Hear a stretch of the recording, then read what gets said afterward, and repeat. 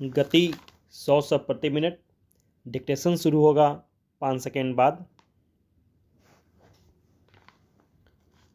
Ready, start. देश भर के अस्पतालों और स्वास्थ्य केंद्रों में मंगलवार को मॉक ड्रिल के जरिए यह देखा गया कि हमारा स्वास्थ्य तंत्र कोरोना की संभावित चुनौतियों से निपटने के लिए किस हद तक तैयार है। पड़ोसी देश चीन से कोविड संक्रमण के कारण बने हालात की जो भयावह तस्वीरें आ रही हैं, उनके मद्देनज़र अपनी तैयारियों का जायज़ा लेना जरूरी समझा गया।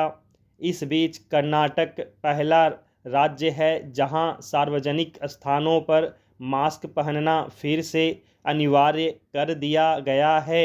विशेषज्ञों के पैनल ने सरकार से कहा है कि स्वास्थ्यकर्मियों के लिए वैक्सीन की चौथी डोज की व्यवस्था की जानी चाहिए। वैक्सीन की उपलब्धता और नई दवाओं के परीक्षण की स्थितियों पर भी नए सिरे से नज़र डाली जा रही है। इन सबके बीच यह स्पष्ट करते चलना भी ज़रूरी है कि कम से कम अपने देश में हालात फ़िलहाल चिंताजनक बिल्कुल नहीं हैं। नए केसों की संख्या में पिछले सप्ताह के मुकाबले इस सप्ताह 11% की बढ़ोतरी जरूर रिकॉर्ड की गई है, लेकिन फिर भी यह संख्या सबसे निचले स्तर के आसपास ही है। एक्सपर्ट्स यह भी दोहरा रहे हैं कि अपने देश में टीकाकरण मुहिम के व्यापक दायरे और नेचुरल इम्यूनिटी की बेहतर स्थिति के कारण हालात बिगड़ने का डर वैसे भी कम है। अगर किसी वजह से संक्रमण तेज होता है तो भी अस्पताल में भर्ती होने की नौबत कम ही लोगों को आएगी। लेकिन चीन में भी कोरोना के मामले एक समय में पूरी तरह नियंत्रित दिख ही रहे थे। जापान, अमेरिका और साउथ कोरिया जैसे देशों में भी हालात काफ़ी बेहतर होने के बाद बिगड़े हैं। कोरोना वायरस ने अपनी जो विशेषता बार बार दिखाई है वह यह कि उसका कुछ भरोसा नहीं। वह कब किस रूप में और किन लक्षणों के साथ लौट आए नहीं कहा जा सकता, और एक बार इसने पैर पसार लिए तो सारी भविष्यवाणियों को बेकार कर सकता है।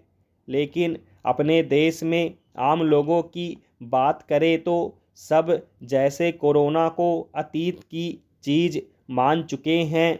बाज़ारों में भीड़ भाड़ वाली जगहों पर भी शायद ही कोई मास्क लगाए नज़र आता है। दूरी बनाए रखने की भी किसी को नहीं सूझती। स्वास्थ्य तंत्र भी रोज़मर्रा की सामान्य चुनौतियों से निपटने में ही अपनी सार्थकता मान चुका है।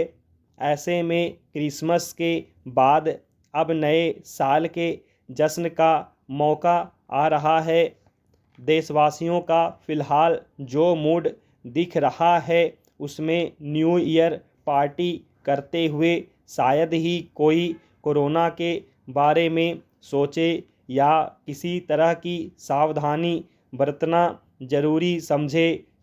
इसलिए भी सरकारी तंत्र को एक बार झकझोरना ज़रूरी है ताकि वह चेत जाए और लोगों को भी चेताए कि न तो घबराने की ज़रूरत है और न ही अपनी दिनचर्या में कोई बदलाव लाने की, लेकिन ज़रूरत है सावधानी बनाए रखने की, क्योंकि कोरोना गया नहीं है। साल 2022 शुरू होने से पहले ही यूक्रेन को लेकर बहस शुरू हो चुकी थी। रूसी राष्ट्रपति व्लादिमीर पुतिन यूक्रेन के इर्द गिर्द अपनी सेना का जमावड़ा बढ़ाते जा रहे थे।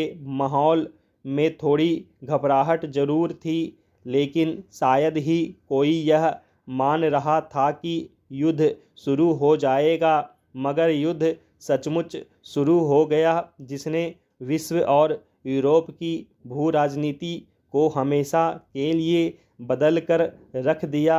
24 फरवरी की उस काली तारीख के बाद से अब तक विभिन्न अनुमानों के मुताबिक दोनों तरफ के 1-1 लाख से ज़्यादा सैनिक हताहत हो चुके हैं और करीब 40,000 नागरिक भी मारे गए हैं। युद्ध के कारण 78 लाख से अधिक यूक्रेनी नागरिक कई यूरोपीय देशों में शरणार्थी बन चुके हैं। हालिया अमेरिका यात्रा के दौरान यूक्रेनी राष्ट्रपति वोलोदिमीर ज़ेलेंस्की ने गर्व से कहा कि यूक्रेन जिंदा है और कभी समर्पण नहीं करेगा। उन्होंने अमेरिका को भरोसा दिलाया कि यूक्रेन को उससे जो मदद मिल रही है वह भविष्य की सुरक्षा के लिए किया जा रहा निवेश है।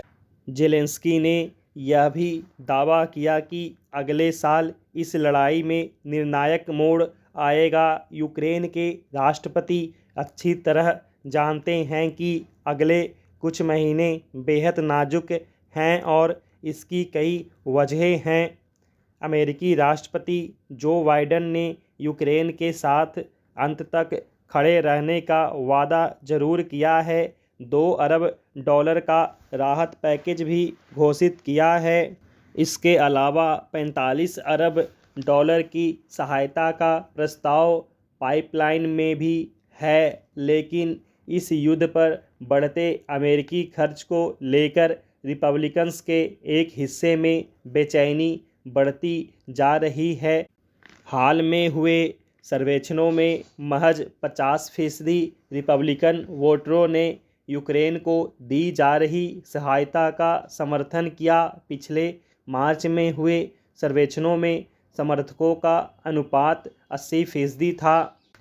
ऐसे भी अमेरिका में युद्ध से लोग तंग आ रहे हैं।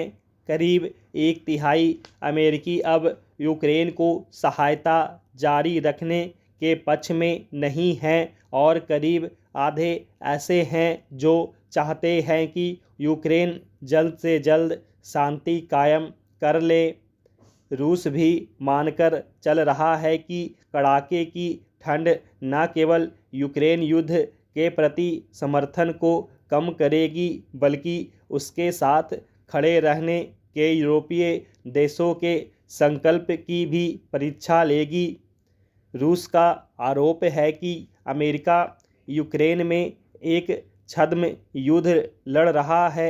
हाल ही में अमेरिका ने यूक्रेन को पैट्रियट मिसाइल देने की बात कही है।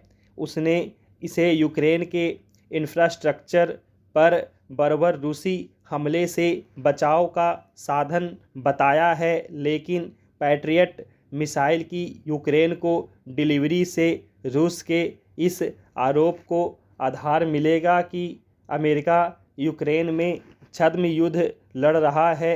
रूसी विदेश मंत्रालय ने कहा भी है कि शांति स्थापित करने में न तो अमेरिका की कोई दिलचस्पी है और न ही यूक्रेन की। वे बस युद्ध को जारी रखना चाहते हैं। यूक्रेन में चल रहा युद्ध जल्द समाप्त हो या न हो, इतना ज़रूर है कि यह ग्लोबल लैंडस्केप को कई तरह से बदल चुका है। वैश्विक ध्रुवीकरण की प्रक्रिया को इसने तेज कर दिया है। पश्चिमी और रूस के बीच चलने वाली पारंपरिक प्रतिद्वंदिता अब अमेरिका चीन विवाद में भी झलक रही है, क्योंकि चीन और रूस की दूरी इस बीच काफ़ी मजबूत हो गई है। यूरोप महाशक्तियों की राजनीति के तर्क को औपचारिक तौर पर स्वीकार कर चुका है और अब भू राजनीति के तर्क को भी स्वीकार करने को तैयार है।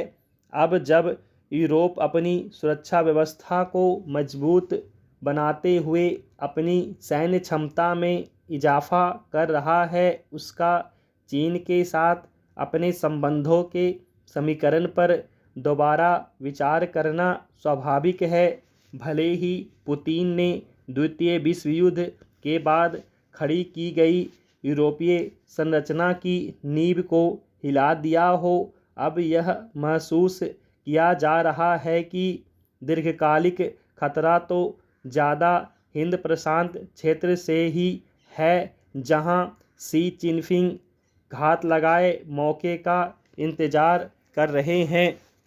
स्टॉप।